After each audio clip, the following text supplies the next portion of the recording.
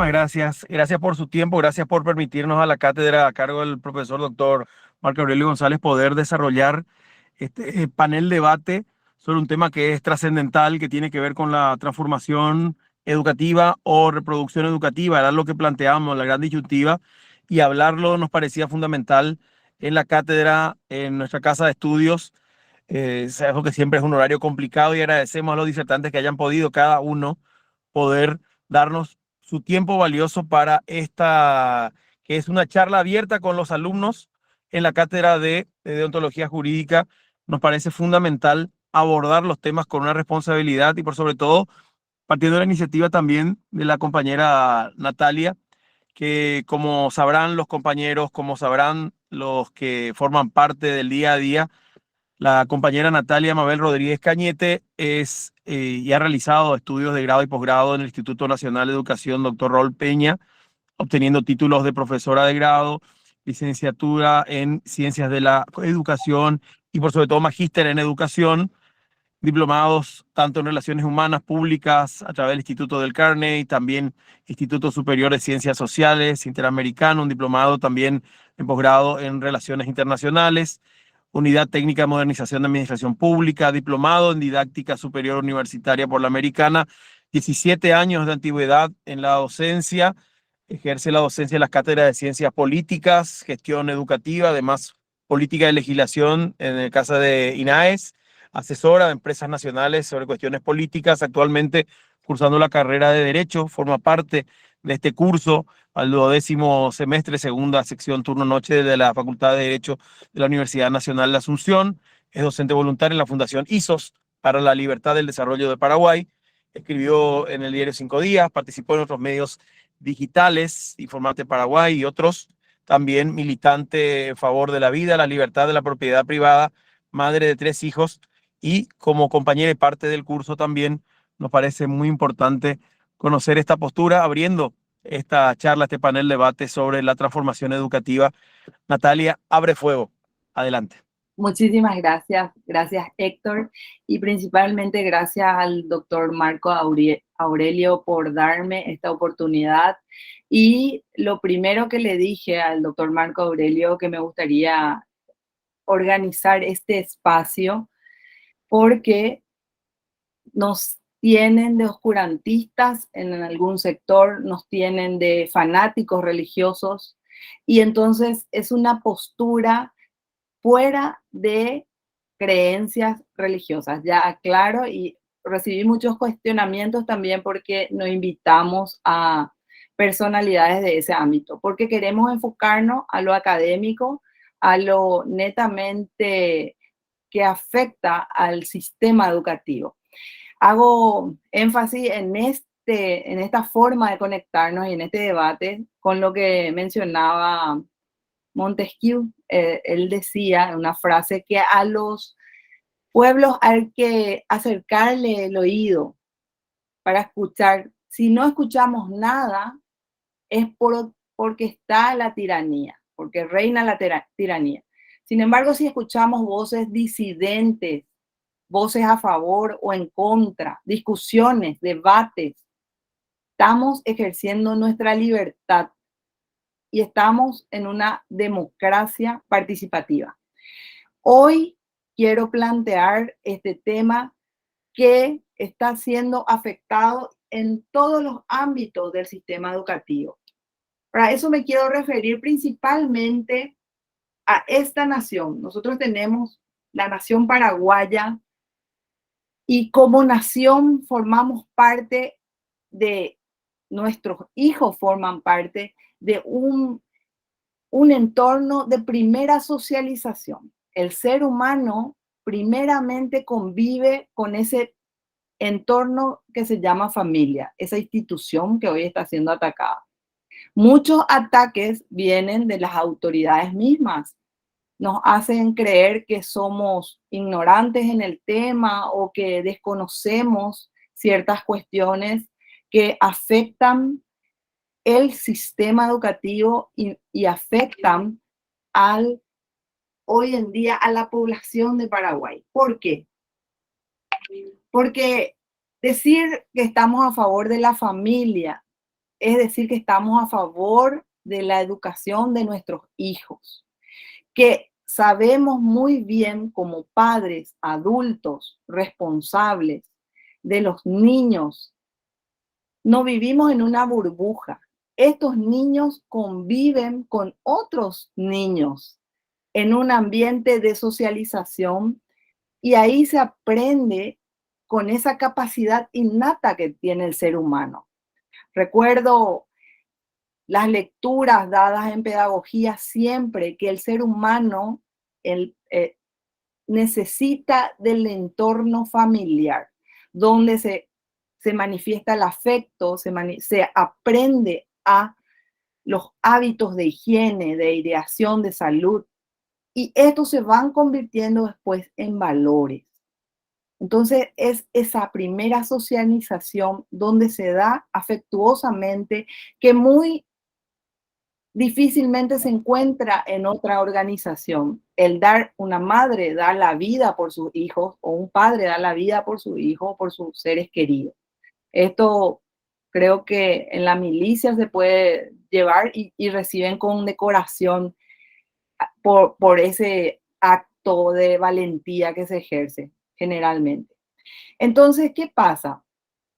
Esa interacción con varios seres humanos, esa cuestión, ese roce con el otro, mis hijos, con los hijos del profesor, con los hijos de la viceministra, van formándose en un ambiente social, con ideas, con proyectos de vida, con valores y costumbres que tenemos como nación.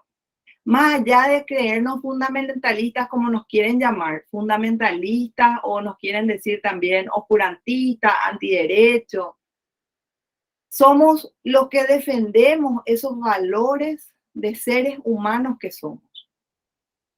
Esas experiencias, esos modos, esas costumbres que tenemos como nación, como Paraguay, y quienes conozcan esto, estas costumbres de las que estoy hablando, estas tradiciones, este compartir, este diálogo amable y afable con el miembro más cercano de la familia, donde se produce el afecto, va a entender. Paraguay es un país que no puede permitir el pensamiento único a través de una ideologización de las políticas públicas. Aquí tenemos que entender que se quieren incorporar ideas muy románticas. Quizás muchas de las cuestiones sean para buscar mejor calidad en educación. Cuestiones que tengan que ver con la educación misma de esos niños que estamos hablando, con cuestiones así que nos quieren dar como publicidad y más que nada y en política se llama propaganda. Nos quieren dar una propaganda del buenismo, de los objetivos a corto, mediano, largo plazo que se vayan dando. Sin embargo, no es cierto. Es una preocupación genuina. No es cierto que haya una preocupación genuina por los niños de esta nación. Quieren someternos a una nación para inculcarle a nuestros hijos, a la mente de nuestros niños, y no estoy hablando solamente de mis hijos, sino que de la nación en sí, que el Estado puede curar y el Estado puede ser paternalista y puede dar esa calidad educativa que tanto alza como bandera. Entonces los padres, las madres, los tíos, las tías, tenemos un compromiso hoy, un compromiso histórico para atajar este plan financiado por la Unión Europea a través de una ley. Particularmente estoy en desacuerdo que se aplique estas medidas porque este plan de transformación educativa incluye los enfoques de derecho, de interculturalidad y de inclusión.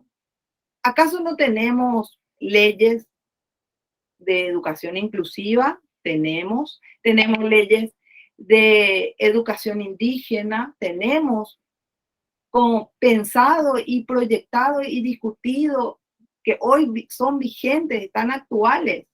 Entonces, ¿por qué tanto interés en transformar supuestamente la educación? Estamos cometiendo un error como personas que no entendemos la cuestión que va más allá de simples planes y programas.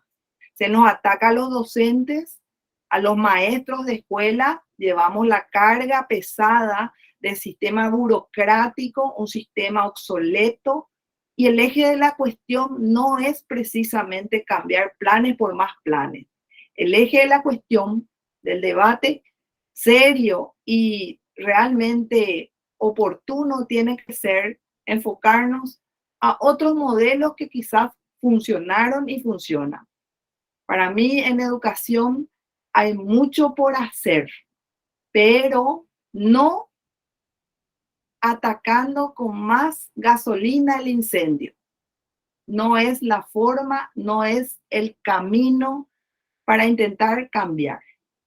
Entonces, hoy yo les digo que don José, doña Pabla, mi abuela, doña Ramona, doña Vicenta, no sé si está por ahí, nunca necesitaron de planes tan burócratas, tan propagandísticos para levantarse antes que salga el sol, para acondicionar su casa, alistar sus herramientas, para ir caminando en carreta o en transporte público a su lugar de trabajo, a la chacra, al mercado.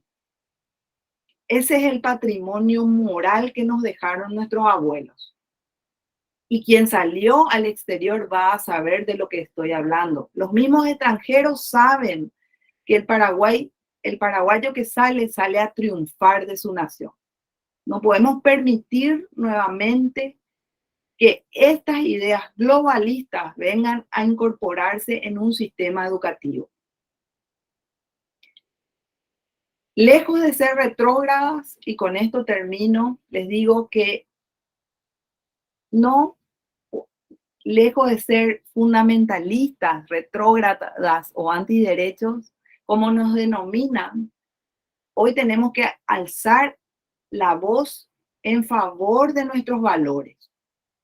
Estamos convencidos de que este país se levanta con el trabajo del campo, de la ciudad, del mercado, sin descuidar los modelos que tuvimos en nuestra familia, la primera socialización. Espero que cuando recuerden y escuchen mis palabras, sirvan para recordar ese niño que fueron ustedes y dónde se criaron. Muchas gracias. Por respeto a la libertad, dejamos que cada uno explaye, inclusive un poquito más allá del tiempo que teníamos previsto, pero queríamos escucharle sin ningún tipo de censura. Queremos habilitar a partir de ahora el debate y por sobre todo las consultas, aprovechando que es muy difícil siempre tener esa posibilidad de tener a ambas partes en un mismo lugar para poder escuchar y poder evacuar todas las consultas. Antes que nada, me gustaría, y al señor docente, el responsable de la cátedra, que gentilmente nos ha facilitado este espacio, lo escuchamos, profesor Marco Aurelio. Gracias, Héctor.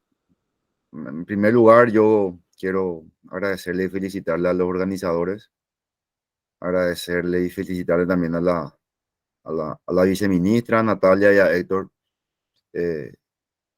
Muy contento que una viceministra esté participando en este tipo de debate, dando la cara. Eso en primer lugar. Hay muchísimos temas nacionales trascendentales y no en todas las ocasiones, sino la gran mayoría, aparece una autoridad para dar la cara, para explicar y para debatir en un espacio con mucho respeto también y con altura. Yo creo que eso es digno de destacar, de valorar y agradecer, ¿verdad? En ese marco yo quisiera disparar algunas líneas, pero voy a ser claro, con la idea de tocarle el ombligo a cada uno de ellos, ¿verdad? Para que no con la intención de asumir alguna posición, ni más ni menos, que a nadie le va a convencer al otro, ¿verdad? Existe libertad de cátedra, también libertad de pensamiento. A mí me pareció muy interesante, por eso quería saber un poco, no sé si los delegados tienen el resultado de la encuesta para ver qué piensa cada uno antes de la exposición, para ver si al final también se mantiene ese mismo porcentaje, ¿verdad? Porque en muchas ocasiones también nos encontramos con que la gente tiene una opinión no informada a lo mejor. Entonces, no sé si existe algún dato y luego yo hago algunas reflexiones.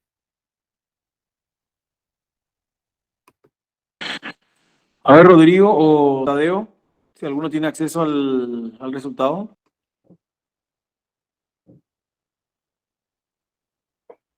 Creo que no, pero bueno, mientras tanto voy a empezar. Eh, la viceministra Acá estoy, habló, doctor. Discúlpame, mi micrófono nomás no estaban dando. sí, ¿Necesitas algo, doctor? Adelante, Rodrigo. resultado de la encuesta. Sí, ahora publico, ahora mismo. Bueno, mientras publica, la viceministra habló de varios aspectos, tratando un poco de desvirtuar aquellas críticas, señalando que existen algunos conceptos como pluralismo que puede dar pie eventualmente a que en algún momento se malinterprete en los términos de las concepciones que tiene esta administración, según ella misma ha expuesto, ¿verdad?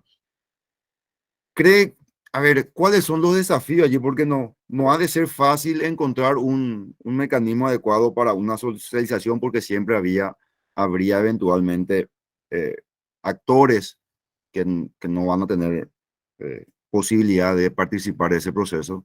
¿Cuáles son, a lo mejor mi pregunta para la viceministra es, cuáles serían los pasos que tiene pensado para que esta crítica merme o para que le dé mayor participación a todos los sectores? Y también cuál piensa ser el rol del ministerio en la acogida de estas percepciones o cómo piensa tratarlos, ¿verdad? Eso por un lado. Para Natalia, ya que habló, queda un poco en el tintero, Natalia, eh, cómo rebatir estos argumentos que te dio la viceministra de, bueno, en realidad no se habla de ideología de género, hay conceptos a lo mejor indeterminados como pluralismo, pero eso no necesariamente quiere decir que se meta allí la cuestión de ideología de género. Por ejemplo, ¿verdad? Eh, otro aspecto que me pareció importante, o por lo menos que expuso la viceministra, es que la relación esta que tiene que ver con la ayuda a la Unión Europea y que eh, bueno, bien ejemplificó ella, a ver qué datos tenés vos o qué te parece. Esas serían algunas preguntas para vos. Para Héctor, bueno, Héctor tocó temas bastante profundos, ¿verdad? Que no sé si vamos a encontrar alguna solución pacífica, porque es cierto, en el mundo ideal, tratar de eh, abstraernos de conceptos que pudieran parecer como que tienen a atender a una cierta mayoría, cómo está la protección de la minoría, eso que nos enseña Working. Bueno, hay muchos elementos, pero también es cierto, en la teoría política hay un sector muy fuerte que te dice eh, el Estado tiene que regular y finalmente cuando tiene que regular, tiene que meterse en aspectos morales, no puede eludir eso. Y tenemos ejemplos como cuando tiene que regular lo del matrimonio igualitario, cuando tiene que regular lo de el aborto, indefectiblemente se tiene que meter en aspectos morales y eso va más allá. Y decías bien vos esa eterna discusión entre el liberalismo y, y el no liberalismo, pero el socialismo a lo mejor, o la teoría del estado de bienestar, o como quieras verle, eh, ¿qué queda si no, verdad? Porque finalmente en todos los países del mundo el Estado tiene un rol al apoyar, al crear las mallas, al determinar ciertos parámetros de los programas de estudio. Si insistimos demasiado con el mismo argumento, se dejaron de lado, por ejemplo, elementos como o materias como educación cívica, ¿verdad? Tan necesaria en la formación de los estudiantes también. Y podemos empezar a pensar, a lo mejor Japón o los japoneses continuarían limpiando los estadios a pesar de no hacer basura si dependían solamente de la formación de sus padres. A lo mejor no hay también algo allí de la comunidad, alguna forma de pensar, ¿verdad? Y nos movemos en un ámbito donde los extremos pueden ser enormes, ¿verdad? Está por empezar el mundial y nos están mostrando los periodistas los choques culturales que existen en la forma de entendimiento, ¿verdad? Y entonces, esa es una cuestión siempre compleja y a ver un poco, él les puso su posición, pero ante esa posición de liberalizar un poco más, ¿cuáles podrían ser los riesgos o cuáles podrían ser también las curas para evitar esos riesgos, ¿verdad? Esas serían mis preguntas para los tres ponentes. Héctor, a tu cargo la distribución de... Gracias. Muchas gracias, profesor. Le agradecemos. Vamos a empezar con la viceministra para escucharla respondiendo a esa primera consulta. Viceministra, el tema de la comunicación, cómo hacer que llegue esto y evitar esta cadena, que es un gran problema, ¿no? El tema de la comunicación, que es un elemento vital. Bueno, ciertamente nosotros con el sistema de comunicación estamos hoy tratando de organizarnos, pero por sobre todo, vuelvo a repetir, nosotros somos un organismo que respeta mucho las normativas que están establecidas y en base a las leyes, la representatividad de los padres. Tenemos padres que están legalmente, genuinamente representados, entonces sí, a esos sectores que hoy nos acercan un documento, recibimos el documento que luego va a pasar otra vez a un análisis técnico de los 20, en realidad son 70 profesionales involucrados en la elaboración del plan. Hoy día, como ya tenemos el cese de lo que es el comité estratégico, quedaron 20 y a través de las propuestas van a ser analizadas nuevamente. Yo quisiera aprovechar este espacio para decir un poco que nosotros como Ministerio de Educación respetamos lo que dice la Constitución Nacional. La Constitución Nacional enmarca al Estado, a la familia, a la sociedad y al Estado en la educación. En la primera educación se da en la familia. Los valores se adquieren en familia y se van trabajando. No tenemos siempre las respuestas para todo, porque es bastante difícil y confuso poder responder a las particularidades. Pero en cuanto a una población tan sensible como son las comunidades indígenas, como también así los niños que hoy son usuarios de la educación inclusiva, pero inclusiva en el campo de la diversidad de aprendizaje por las necesidades específicas de aprendizaje que presentan. Nosotros como Estado y como ente rector de la educación tenemos que dar respuestas. Entonces nos ajustamos a las leyes y a las leyes vigentes que están enmarcadas dentro. Nosotros somos ejecutores, entonces no podemos salirnos de las leyes que nos enmarcan el camino. Y el consenso va a ser un consenso bastante complicado, pero sí respetamos nuevamente las leyes que son las leyes de representatividad. Gracias, viceministra Natalia. Y pedimos a cada uno tratar de ser lo más precisos, concisos. Por la cuestión de tiempo nos extendimos un poquito. Natalia. Bueno, voy a responder. Gracias por la pregunta, profesor. Esa es una preocupación latente. Se puede observar en diferentes países esta tendencia. Esta no es una tendencia paranoica. Le sigo particularmente al pedagogo, filósofo contemporáneo Fernando Savater, que escribió sobre educación y sobre la disforia educativa. Esto se está implementando y se le está obligando a los planes y programas a llevar adelante estos sistemas de cambios de género. Y la palabra género en nuestra Constitución no está establecida. Es hombre y es mujer. Sin embargo, en los documentos que se presentan, especialmente en la Ley 66/59, habla sobre igualdades de género. Eso es real, eso está dentro de la legislación. Y la siguiente pregunta era, si me puedes recordar otra vez.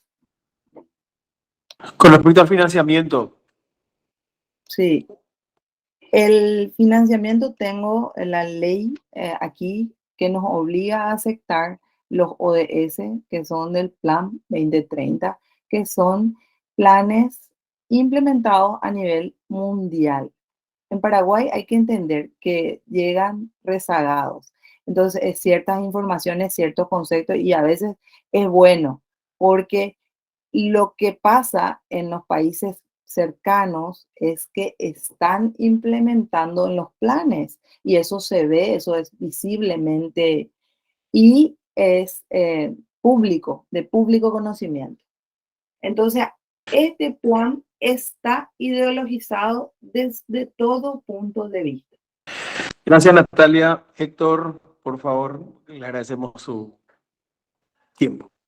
Sí, sí, gracias. Muy agudo el profesor porque obviamente me planteó uno de los dilemas que se dan desde el liberalismo clásico, ¿no? Al liberalismo clásico como filosofía política le preocupa mucho el poder, el ejercicio del poder y los límites legítimos de la acción humana en convivencia. ¿Hasta dónde es legítimo que yo avance sobre los derechos de mi prójimo, ¿verdad? De mi vecino. Y cierto, efectivamente él me dijo, bueno, ¿qué queda si no? ¿Qué riesgos o qué curas existen a medida que un Estado permite mayor, creo que esa era la consulta, permite mayor, digamos, apertura en cuanto a la educación, ¿no? Que no impone una malla desde el poder, que no dice esto se enseña en colegios privados, subvencionados o estatales. ¿Qué riesgos existen? Bueno, es que inicialmente lo que tenemos que tener en cuenta es que el interés propio dirige a los padres de familia y a las madres de familia a buscar la mejor educación para su hijo, ¿sí? En general, los padres no llevarían a su hijo a un colegio en el cual se le enseña a su hijo a robar o en el cual se le enseña a su hijo a abusar de los más débiles, ¿verdad? Que son cuestiones morales. Eh, el liberalismo clásico diría, trabajemos más con los vouchers. Yo me alegro mucho que se esté trabajando ese concepto desde el MEC y le aliento a la doctora Zulma, ¿verdad? Quien tan amablemente vino a exponerse a un debate y quizás no hemos sido muy simpáticos con ella, pero, y no es personal, pero me alegro que se esté hablando de vouchers, ¿no? Los vouchers básicamente implican no financiar eh, la oferta educativa, o sea, el Estado deja de financiar a las escuelas estatales o a los colegios estatales o subvencionados y se empieza a financiar a la demanda educativa que serían los padres de familia, ¿no? Desde el concepto de que los padres de familia en su interés propio está darle la mejor educación posible a su hijo. Yo hice un cálculo recientemente, ¿no? Como soy el director de investigación y desarrollo de la Fundación ISOS para la Libertad y el Desarrollo, hice un cálculo. Si el presupuesto del MEC, presupuesto del MEC de la educación inicial, la educación media y la educación también universitaria, ¿verdad? Porque eso es algo que hacemos mal aquí, ¿no? En los países subdesarrollados financiamos enormemente la educación universitaria cuando hay que financiar la educación primaria y básica, ¿verdad? Y preprimaria, ¿no? Eso hay que financiar en todo caso si queremos mejores resultados. Pero bueno, acá ponemos la carreta delante de los bueyes. El punto es que si yo divido el presupuesto del MEC por la cantidad de adolescentes y niños que hay en el Paraguay, hoy en día yo puedo darle a cada niño y adolescente 600.000 guaraníes cada mes para que los padres elijan qué educación les parece mejor. Y liberar la oferta, que colegios, escuelas puedan enseñar mallas. Por ejemplo, entonces si yo soy católico, le llevo a mi hijo a un colegio católico donde se enseñan principios católicos, ¿sí? ¿Cuál sería el riesgo de eso? Bueno, ustedes podrían decirme quizás hayan colegios que enseñen a robar. Bueno, yo no sé si los padres pagarían un colegio para que le enseñaran a su hijo a robar, ¿verdad? Un riesgo que podría haber para ciertos sectores conservadores serían que hayan colegios que sean más progresistas. Y está bien, porque si un colegio quiere enseñar eventualmente valores más progresistas y los padres lo eligen, están en su derecho, ¿no? Entonces ahí se puede hablar de inclusión, de interculturalidad y todo eso. ¿Y cuáles serían algunas curas para los riesgos? Yo creo que la libertad tiene sus riesgos, querido profesor y queridos amigos, ¿no? Pero no son en nada comparados a los riesgos del totalitarismo. Y si hay algo que es detestable, es el monopolio de la educación que hoy hay en Paraguay, ¿sí? Hoy en día en Paraguay yo puedo poner el colegio privado, pero igual el MEC me va a decir, tenés que enseñar A y no B. Y eso finalmente es un monopolio. más allá de que yo pueda capitalizar y poner el dinero y poner las aulas. Así que, cierto, hay males en la libertad, ¿verdad? Pero creo que el totalitarismo que hoy tenemos en educación es atroz y ojalá vayamos hacia una libertad más libre y responsable, ¿verdad? Queda abierta igual la respuesta no es concluyente, yo sé eso, pero bueno, creo que es un tema para seguir debatiendo. Bueno, muchas gracias. Tengo entendido que, disculpe, tengo un problema con la transmisión acá. Me gustaría darle la palabra a Rodrigo. Tengo entendido que está pidiendo la palabra en este momento el delegado. Sí, así mismo, Héctor, nada más para compartir nomás con el docente y con la encuesta que se realizó. La pregunta era, ¿crees que la agenda de transformación educativa incluye la ideología de género?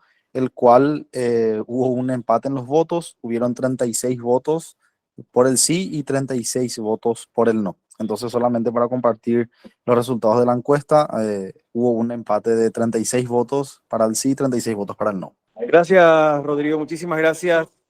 Seguimos según el orden y les pido por favor brevedad porque ya estamos excediéndonos en el tiempo. A ver quién está pidiendo la palabra. A ver si me figura acá. Tengo entendido que el compañero Pedro. Adelante, Pedro. Sí, si bien se habló de que en teoría no incluye la ideología de género dentro de esta cuestión, ¿verdad? Desde mi punto de vista, esa ventana abierta es la participación de las organizaciones sociales dentro de la educación. Y creo que como en todos los países europeos y en donde se implementó esta cuestión, esa es la ventana abierta para que las organizaciones sociales empiecen a pujar y a pedir esa cuestión de ideología de género, ¿verdad? Es mi vista, ¿verdad? Gracias, Pedro. Gracias, Lo Pedro, por como la participación. le llamamos la ventana de Natalia. Overton. Y eso en política tenemos bien claro como la ventana de Overton. No, y claro, esa es, desde mi punto de vista, eso es lo que queda abierto y tranquilamente organizaciones sociales que van a reclamar la igualdad y la cuestión de género, obviamente van a aprovechar eso, categórico. Adelante, viceministra. Bueno, yo querría dar un poco también respuesta a eso. Como dije desde un principio, nosotros somos un órgano ejecutor, nosotros ejecutamos leyes. Tenemos leyes y normativas vigentes que dicen que no. Dentro del sistema educativo no puede establecerse líneas de ideología de género, porque tenemos normativas que están vigentes y eso, si se transgreden, estaríamos exponiéndonos a sanciones administrativas que están enmarcadas también. Entonces, las organizaciones o las representaciones que den su aporte al diseño del plan hoy no son tomadas así como lo traen, porque si no tendríamos que hacer un plan para el sector evangélico, un plan para el sector católico, un plan para el sector budista. Es muy difícil. Lo que sí hacemos es congeniar los puntos claves a los que nos referimos. Y en cuanto a los 3 ejes transversales que yo conversaba con ustedes, que sí podrían ser de dificultad para el futuro, esos ejes transversales hoy los cambiamos y tenemos propuestas de ejes, por ejemplo, bastante importantes como patriotismo, ejes como valores, filosofía educativa. Hay un montón de ejes. Hoy ya no son 3, hoy ya tenemos 20 aproximadamente de propuestas que luego serán analizadas por el CONES y por estamentos que corresponden ya no por el Ministerio de Educación. Vamos a hacer otra vez un consenso técnico y vamos a pasar eso a una aprobación de otros estamentos, pero aún así, estas son líneas, son lineamientos, no hay currículum, no hay currículum. Y mientras no exista un currículum, no podríamos tener contenidos que breten hacia la ideología de género. Son líneas que después vamos a ir, cada vez vamos a ir encaminando más en base a las leyes. Y la ley más importante es la Constitución Nacional. Inclusión la brindamos con la 5.136 y su reglamentación. Interculturalidad vamos a blindarla en cuanto a las necesidades de la ley de lenguas que se enmarca también para lo del guaraní, y también aprovecho así para comentarles que desde el año pasado el enfoque del guaraní ha cambiado, ya no es el científico, es el guaraní comunicativo, el yo para que hablamos, peñañe, ea, entero, vea. Abuye, viceministra, brevedad, le pido a Héctor, estamos casi sobre el cierre, agradeciéndole el tiempo. Brevedad, y por favor, yo entiendo, cierto, son un órgano ejecutor, efectivamente, señora ministra, viceministra, pero vamos, que sabemos que estamos en un estado de excepción. Hace varios años tenemos los militares afuera en Concepción, San Pedro, y eso es inconstitucional, y sabemos perfectamente que la Constitución dice que no se admitirán monopolios, y sin embargo tenemos la ANDE, que es un monopolio, o sea que no sería la primera vez que los políticos y burócratas pisen las propias leyes para hacer otra cosa después, ¿verdad? Pero eso en términos generales, no digo que va a suceder con usted, pero digamos que hay que ser desconfiado un poco. En fin, gracias. Muy amable, Pedro, te escuchamos brevemente, por favor. Sí, en cuanto, o sea, vos te pones a pensar y decís, ¿por qué no se pensó en esa transformación educativa, como la llaman, sin antes haber recibido los 86 millones de dólares aproximadamente, creo que son, de la Unión Europea? O sea, ¿por qué se esperó a recibir esa ayuda tan benévola de la Unión Europea para empezar con eso? ¿Por qué no nació acá esa transformación si esa era la cuestión? O sea, si querían una transformación, ¿por qué no la iniciaron? ¿Por qué? O sea, esa es la parte que no me cuadra ni me cierra. ¿Por qué se esperó a recibir una donación tan buena? La Unión Europea preocupadísima por nuestra educación. Gracias, Pedro. Responde la viceministra sobre el punto que ya había hablado. Bueno, Pedro, te cuento que la Unión Europea viene desembolsando 86, en esta vez desembolsó 86 millones de euros, pero viene desembolsando este dinero desde el año 2008. Desde el año 2008, y en diferentes administraciones se han desembolsado montos que tienen un periodo de ejecución. En esta oportunidad, esa ejecución no tiene intervención con el con el diseño del plan. Esa ejecución de los 86 millones son solamente ejecuciones, que no va todo para el MEC, porque hay un 15% que se destina para otras situaciones del Estado que no son MEC, y eso va exclusivamente a kits escolares, alimentación y a lo que sería infraestructura. No se basó en eso la ejecución del plan. El plan viene de la evaluación de la reforma educativa del año 92.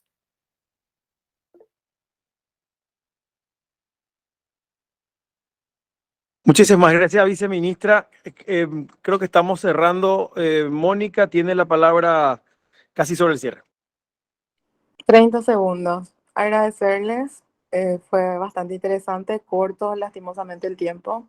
Solamente hacer una reseña, tal vez no caiga del todo bien, pero la memoria siempre es latente. La última vez que justamente miembros de la Unión Europea estuvieron haciendo una vez más este aporte importante, estaba como flamante ministro Eduardo Peta San Martín hablando de las letrinas en el Paraguay. Con eso creo que ya está todo más que dicho. Muchas gracias y buenas noches. Gracias, Mónica. Gracias, muchísimas gracias. Muchísimas gracias a la viceministra. Muchísimas gracias a Héctor. Sobre el cierre, querida Natalia, también agradeciendo al profesor. Hay unos reconocimientos que queríamos entregar a los disertantes porque no queremos que termine aquí. Este era un primer abordaje y es importante que estos espacios, y es importante que la universidad sea un foro de debate de esto y otros temas de interés nacional, Natalia. Así es, muchas gracias. Yo les voy a hacer llegar sus reconocimientos en esta mesa, por la participación en esta mesa, a Héctor Acuña y a la señora Zulma Morales. Muchas gracias. Muchísimas gracias a los dos por tu tiempo, a la viceministra, a Héctor desde la Fundación. Compañeros. Valoramos mucho el trabajo, a los compañeros y por sobre todo al docente que permitió desarrollar esta iniciativa de debate sobre un tema tan fundamental como es la transformación educativa. Muchísimas gracias, profesor, también por su valioso tiempo y por la posibilidad de este debate en la Universidad de Facultad de Derecho, que es tan importante en la facultad poder hablar de estos temas. A los delegados también, muchísimas gracias a todos por su tiempo, por su participación. Gracias por haber participado de este debate en la Facultad de Derecho, en la Cátedra de Ontología Jurídica, 12ª Cátedra, segunda sección, turno noche. Muchísimas gracias a todos por su participación. Estaremos con más debates próximamente. Muchas gracias.